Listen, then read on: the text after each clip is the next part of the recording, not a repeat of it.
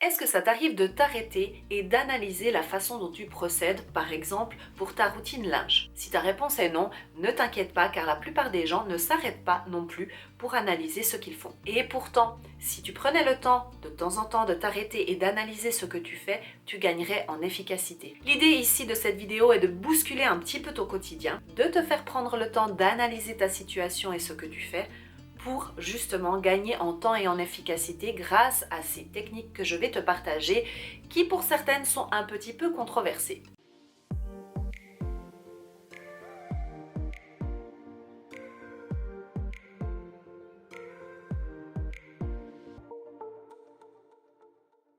Hello toi, j'espère que tu vas bien. Mon nom est Anna-Alice et je suis coach en organisation et en productivité. Mon but ici est de t'aider à organiser ta maison et te sentir bien dans ta maison et en toi grâce au désencombrement matériel et mental aussi. Et justement, si tu as besoin d'une petite aide, un petit coup de pouce supplémentaire, il y a ce guide gratuit que j'ai créé pour toi. C'est une checklist qui t'aidera à avoir une maison organisée et rangée au quotidien. Et sans plus de transition, passons tout de suite à ces quelques petites techniques que je te suggère. Tout simplement, comme mentionné dans l'intro de cette vidéo, on perd bien souvent trop de temps à ne pas s'arrêter. Oui, tu m'as bien comprise. C'est-à-dire que souvent, nous faisons des choses par automatisme. Et je ne dis pas que les automatismes ne sont pas bien, car ce sont des habitudes, mais simplement qu'il faut les analyser et se poser la question de temps en temps, est-ce que c'est la meilleure manière de faire? Parce que bien trop souvent, on fait les choses mécaniquement et aussi parce qu'on nous les a appris comme ça, parce que ça a toujours été comme ça et que du coup, pourquoi changer? Eh bien non. Là, prends le temps d'écouter mes conseils, mais pas simplement de les appliquer à la lettre. Non, pose-toi la question, est-ce que je fais autrement? Est-ce que moi, ça me convient mieux? Est-ce que peut-être ce que Nana Organisme a partagé me conviendrait mieux? Et tu mettras en place gentiment, cette petite analyse te permettra d'être beaucoup plus efficace et beaucoup plus rapide. C'est parti et je commence justement avec tout ce qui est vêtements, parce qu'on peut en parler des vêtements. Et d'ailleurs, je commence direct par un petit sujet controversé qui sont le pliage ou pas pliage de certains vêtements. Je pars du principe que ici, je m'adresse à des femmes en particulier, en règle générale, c'est plutôt des femmes qui sont pressées, qui n'ont pas le temps et qui veulent des techniques qui vont rapides, straight to the point, on passe pas ok. Et là, le pliage, c'est un grand débat. Moi, je ne plie pas les culottes, je les lance tout simplement. Alors, si lancer te dérange, je les mets dans un petit bac, tout ensemble, parce que finalement, à part l'effet esthétique qui n'est pas super joli, ok, je te l'accorde, mais quoique c'est dans un bac, donc c'est pas non plus balancé comme ça dans le tiroir, eh bien, je ne vois pas la nécessité de plier les culottes. Je l'ai fait pendant des années et à un certain moment, j'ai fait justement cette analyse de me dire « Mais pourquoi tu fais ça en fait ?» Et j'en suis venue à la conclusion que je ne sais pas pourquoi je faisais ça. Tout simplement parce que tout le monde le faisait et que je le faisais aussi. Voilà, un petit mouton qui suit, tout simplement. Eh bien, je trouve que si tu veux gagner en efficacité, en rapidité, fais-le pas. Voilà, tout simplement. La même chose s'applique par exemple pour les leggings pour les enfants. C'est un matériel qui est très souple, qui ne se froisse pas. Donc pourquoi perdre son temps à les plier? On peut simplement les mettre dans un bac. L'enfant va très bien pouvoir aller choisir. De toute façon, en règle générale, il va aller un peu en mode comme ça, chercher ses leggings, donc pourquoi perdre son temps à les plier? Certaines personnes le font même avec des t-shirts, moi c'est pas mon truc parce que je trouve que ça se froisse un peu trop, mais vraiment tu peux appliquer ça à tous tes vêtements. D'ailleurs, en parlant de vêtements, ma prochaine astuce c'est de suspendre au maximum tes vêtements si tu le peux. Si tu le peux pas, bien sûr, t'as pas le choix que de les plier. Et là encore une fois, je pense que les addicts de Marie Kondo vont se tirer les cheveux. Mais sincèrement, si on analyse et qu'on est vraiment honnête, à part au niveau esthétique, et oui, si tu n'as pas de place dans ton armoire pour suspendre, eh bien, ça ne sert pas à grand chose de plier, ça te fait perdre du temps. Si c'est quelque chose qui te détend, qui te plaît de plier, continue à le faire. Mais par contre, si tu as la place et que tu veux gagner du temps, suspends tes vêtements. Tout ce qui concerne les chaussettes, c'est aussi un grand débat. Alors, moi je pars du principe de nouveau, comme pour les culottes, qu'il n'y a pas besoin de les plier, donc de les mettre ensemble en petits packs. Pour ce faire, j'ai deux options que j'utilise pour être plus rapide. La première, c'est prendre une couleur par personne. Comme ça, tu n'as plus besoin de trier et tu n'as tout simplement qu'à les mettre dans ton bac par couleur. Tu sais que le blanc, c'est pour toi, le noir, c'est pour ton mari. Elle est belle. La deuxième option, c'est tout simplement de garder les chaussettes que tu as maintenant et de les séparer simplement par catégorie, on va dire, de hauteur de chaussettes, hein, si tu vois ce que je veux dire, parce qu'on a les petites chaussettes maintenant, on a les moyennes et on a les grandes, voilà, et ne plus se prendre la tête si tu mets une chaussette blanche avec une chaussette noire. Who cares? Ça va très bien, fais-le. Ensuite, parlons de la lessive parce que c'est une activité très chronophage comme nous le savons.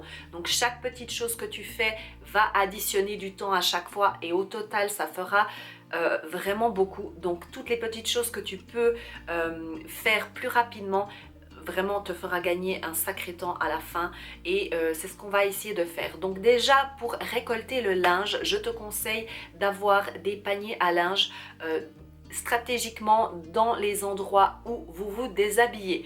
Voilà, ça paraît logique, mais je le précise quand même parce que si tu as un panier à linge, par exemple dans ta salle de bain, mais que tu te déshabilles dans la chambre, tu vois, l'humain a besoin que ça soit facile. Donc vraiment, facilite-toi la vie.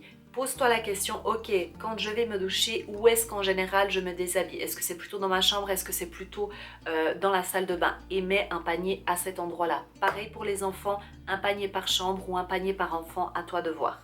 D'ailleurs, personnellement, pour les enfants, je te conseille de laver leurs vêtements séparément et par enfant. Bien sûr, si tu as 10 enfants, peut-être pas, mais si tu en as 2, 3, ce qui est à peu près la moyenne, eh bien, lave leurs vêtements séparément. Comme ça, tu gagneras à la fin en tri. Le tri, je pense que c'est vraiment ce qui prend le plus de temps. Ce n'est pas de laver, ce n'est pas forcément de sécher, quoique si tu n'as pas de sèche-linge, suspendre est très chronophage, mais sinon vraiment le tri prend énormément de temps. Donc fais une lessive par enfant. Si tu as une ancienne machine, essaie de régler au niveau du temps. Tu n'es pas obligé de laver pendant 2 heures, tu peux régler ce temps. Les nouvelles machines sont dotées normalement d'un système automatique qui reconnaît le poids du linge et qui va en fait adapter le temps de lavage. En ce qui concerne les vêtements pour les adultes, moi je fais que 2 tas en général. C'est tout ce qui est clair et tout ce qui est foncé. En été, certaines fois, je fais encore un tri supplémentaire pour tout ce qui est vraiment blanc, mais sinon, c'est vraiment ça, moi, mes basiques. Et je lave en règle générale les linges foncés à 30 et les linges clairs à 40. D'ailleurs, si tu souhaites une vidéo complète sur la gestion du linge de A à Z, j'en avais déjà fait une de vidéo, mais qui date un peu, mets-moi un commentaire. En ce qui concerne la literie, oui, je parle de ce sujet-là parce que aussi, je trouve que ça peut prendre beaucoup de temps de changer le lit, de remettre les linges, etc. Et aussi, on accumule beaucoup de linge de lit inutilement. Donc, je te conseille déjà d'avoir 2 sets de lit uniquement. Il n'y a pas besoin d'en avoir plus, c'est simplement pour pouvoir, quand tu fais la lessive de un, tu peux mettre l'autre sur le lit et tourner comme ça. Donc 2 te suffisent. Si tu es dans un pays où il fait quand même un peu froid en hiver et un peu chaud en été, je te conseille d'en avoir 2 pour l'été, 2 pour l'hiver, donc 4 au maximum au total. Pour les enfants, je te conseille d'en avoir 3. Et pourquoi 3? Eh bien justement parce que quand il y a des petits accidents le soir, qu'on fait un petit pipi au lit, eh bien, j'utilise la technique du sandwich. Oui, madame, qu'est-ce que la technique du sandwich? Eh bien, je vais te l'expliquer. C'est tout simplement de mettre une protection au niveau du matelas. Après, tu mets un draus. Ensuite, tu remets une protection et tu remets un draus. Comme ça, s'il y a un petit accident durant la nuit, tu n'as qu'à enlever les 2 premières couches, c'est-à-dire le draus qui a été mouillé et la protection, et les mettre à laver. Et tu as de nouveau un petit lit tout propre avec un draus et une protection. Merci à qui? Merci Nana Organise. Voilà pourquoi 3 sets de linge de lit pour les enfants, parce que tu en as déjà 2 à chaque fois dans le lit et je trouve que c'est un petit peu mieux d'en avoir 3. Aussi pour les linges de lit, je ne te conseille pas de les repasser, c'est une perte de temps mon ami, je ne te dis pas comment. Si ça te fait kiffer, fais-le. Mais alors vraiment, c'est une perte de temps. Parce que si vraiment tu les, au moment du pliage et quand tu les suspends pour les sécher, tu essayes bien avec ta main de les aplatir, en règle générale, ce n'est pas trop froissé. Et aussi quand tu les mets sur ton lit, fais la même technique avec les mains, franchement ça marche super bien. Si tu trouves que c'est quand même un petit peu encore froissé, tu peux toujours utiliser un steamer. Ok, ça va, ou ton fer à repasser d'ailleurs. Dans les hôtels, je crois qu'ils font même avec le fer à repasser. Et aussi ma dernière technique, c'est de garder tout en un set. C'est-à-dire qu'il faut avoir un drap housse, l'été d'oreiller, ainsi que le couvre, comment t'appelles ça d'ailleurs? La housse de duvet, en fait. Oui, la housse de duvet, tout simplement. Tout ensemble. Alors que tu fasses un petit paquet, que tu les mettes tous les uns sur les autres, c'est toi qui vois. Mais en tout cas, d'avoir tout ce set ensemble, c'est très pratique car quand tu changes ton lit, tu prends le set, tu sais qu'il y a tout dedans. Et elle est belle. Au niveau du rangement, maintenant je vais te donner deux techniques que j'ai déjà partagées souvent mais qui sont hyper importantes pour gagner du temps.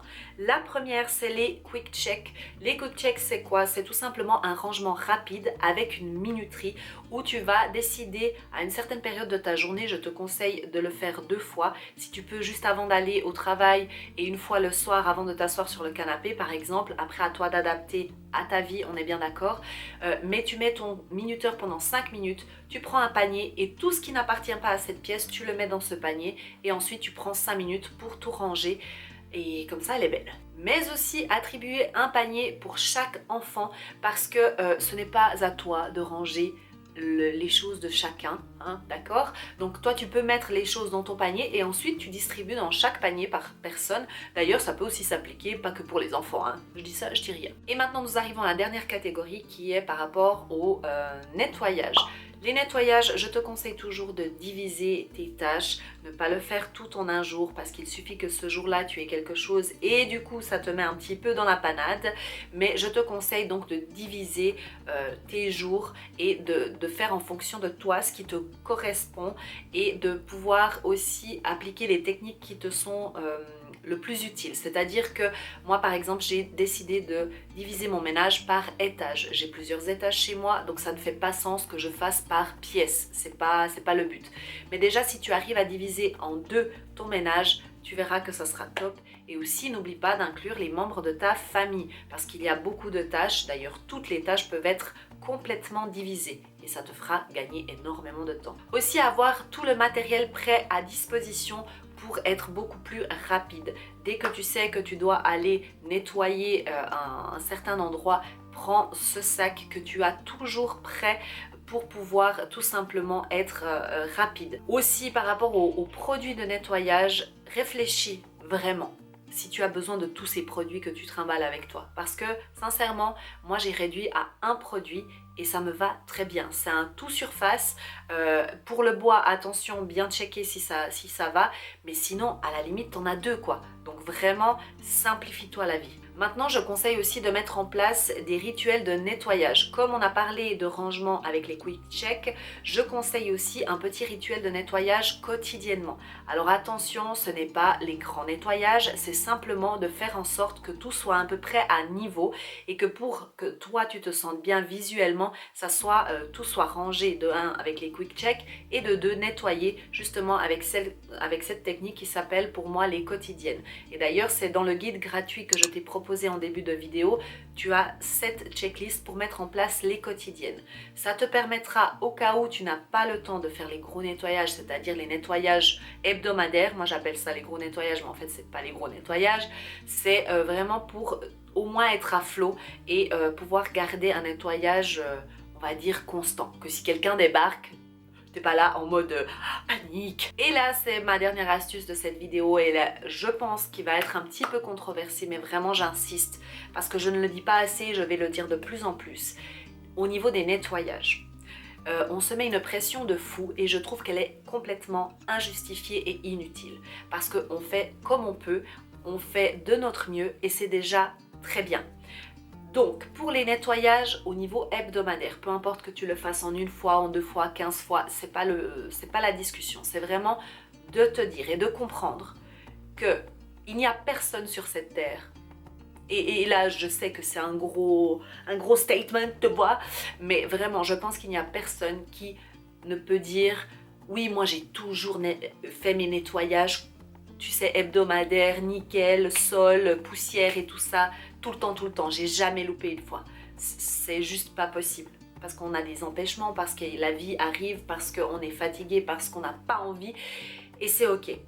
Il y a une différence entre ne pas avoir envie et être flemmarde, tu vois, où il faut se mettre un petit coup de pied au derrière, ou vraiment un peu s'écouter et se dire ok, c'est pas grave. Donc mon astuce, j'y arrive, c'est, qui n'est pas une astuce, c'est de se dire que c'est ok si tu ne fais pas tes nettoyages hebdomadaires. Voilà, je voulais quand même le placer et de nettoyer que ce qui est vraiment, que ce qui a vraiment besoin d'être nettoyé. Je m'explique. Il n'y a pas besoin de faire tes sols toutes les semaines. Qui a décidé ça en fait? Parce que oui, il faut être dans un environnement sain, dans un environnement qui est propre, etc. Mais qui décide en fait de combien de fois par, tu vois? Qui a décidé? Donc, moi je pars du principe que si je ne vois pas de poussière, que si ce n'est pas sale, eh bien je ne nettoie pas forcément. Après, bien sûr, si je vois qu'il y a de la poussière, je vais aspirer. Si je vois que ça fait quand même un petit moment que j'ai pas nettoyé mes sols, je les nettoie. Mais en tout cas, ne te sens pas coupable si tu ne nettoies pas tes sols toutes les semaines ou que tu ne fais pas le truc là, la poussière toutes les semaines, ok? Je voulais vraiment partager ce message, ça me tenait à cœur et peu importe les personnes qui vont me dire « Ah, mais c'est dingue !» Je m'en fiche, c'est comme ça. Voilà! Et j'aimerais savoir quelle technique tu as apprise ici dans cette vidéo que tu vas mettre en place chez toi. Dis-le moi en commentaire. N'oublie pas de me suivre sur Instagram, je suis présente quasi au quotidien là-bas et je partage aussi des astuces en vidéo et en post tout simplement et en story. Donc n'oublie pas de venir me voir là-bas et n'oublie pas aussi de venir voir cette petite vidéo, de t'abonner à ma chaîne, de mettre un petit pouce en l'air si tu as aimé ce genre de vidéo et je te dis à la prochaine. N'oublie pas de suivre tes rêves car elles connaissent le chemin. Bye!